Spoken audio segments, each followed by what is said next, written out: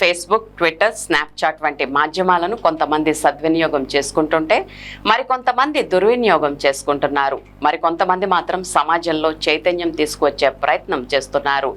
ఏది చేసినా వ్యక్తిగత గుర్తింపు అందించడమే ఈ మాధ్యమాల యొక్క ప్రధాన లక్ష్యం. అయితే జంగారెడ్డిగూడెంలో ఒక యువతి మాత్రం ఇందుకు పూర్తి విరుద్ధంగా ముందుకు వెళుతోంది.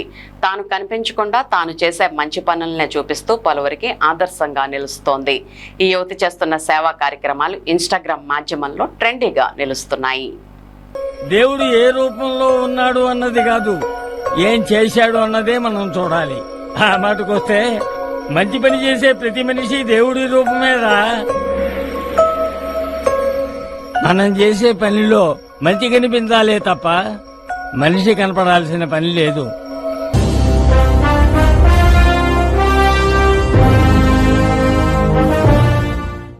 జంగారెడ్డిగూడెం పట్టణంలోని ఒక యువతి ఆదర్శంగా నిలుస్తోంది. తాను కనిపించకుండా తాను చేసే మంచి పనులు మాత్రమే చూపిస్తూ పలువురికి తన వంతు సహాయం చేస్తోంది. అంతేకాకుండా కొంతమందిలో సేవాగుణం నింపుతుంది. అమ్మమ్మ అంటూ వృద్ధాశ్రమాల్లోని వృద్ధుల్ని పలకరిస్తూ వారితో ఆప్యాయంగా మాట్లాడుతుంది. వారికి కావలసిన తినుబండారాలు, మందులు, బట్టలను ఇస్తుంది.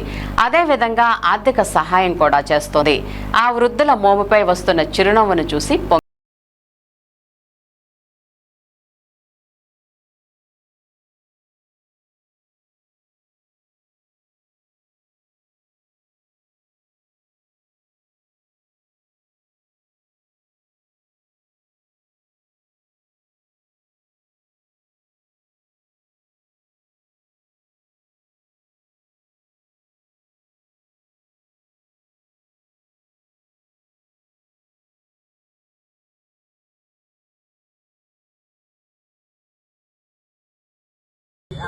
కుటుంబ పెద్దను కోల్పోయి ఆర్థిక ఇబ్బందులు ఎదుర్కొంటున్న ఒక కుటుంబాన్ని ఆమె పలకరించింది. ఒక వృద్ధురాలు, 2 కుమారులతో ఆ వివాహిత పడుతున్న ఇబ్బందులను తెలుసుకుంది.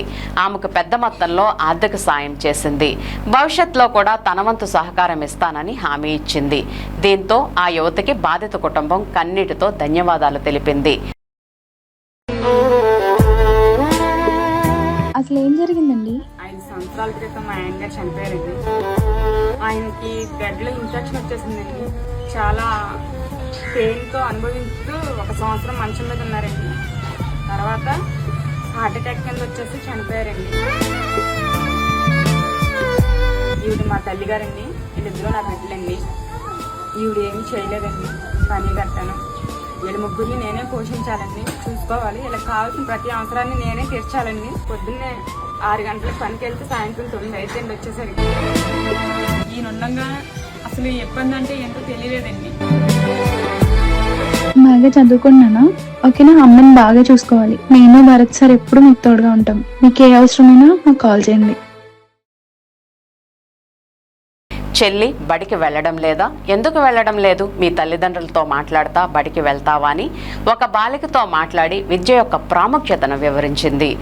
మీ అమ్మ వాళ్ళతో నేను మాట్లాడతా. చదువుకోమ్మా, నీకు మంచి ఫ్యూచర్ ఉంది. ఇలా రోడ్ మీద తిరుగుతూ నీ లైఫ్ పాడు చేసుకో.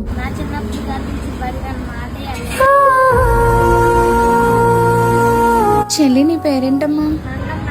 నీకు స్కూల్కి వెళ్ళాలని లేదా మరి? ఎందుకు లేదు?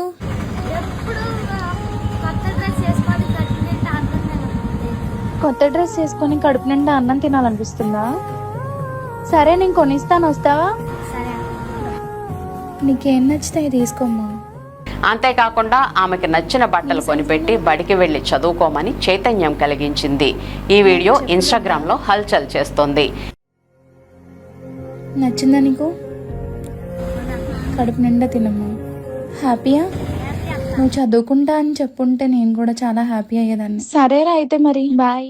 ఇలా పలు సేవా కార్యక్రమాలు చేస్తూ అమ్ములు రావు హ్యాండ్ ఆఫ్ హెల్ప్ అనే ఇన్స్టాగ్రామ్ పేజీలో వీడియోలను అప్లోడ్ చేస్తూ ట్రెండీగా నిలుస్తుంది. కానీ ఆమె ఎవరో, ఎక్కడ ఉంటుందో, ఏం చేస్తుందో తెలియకుండా, పేరు చెప్పకుండా, ఫోటో చూపించకుండా ఈ కార్యక్రమాలు చేయడం పట్ల పలువురు ప్రశంసిస్తున్నారు.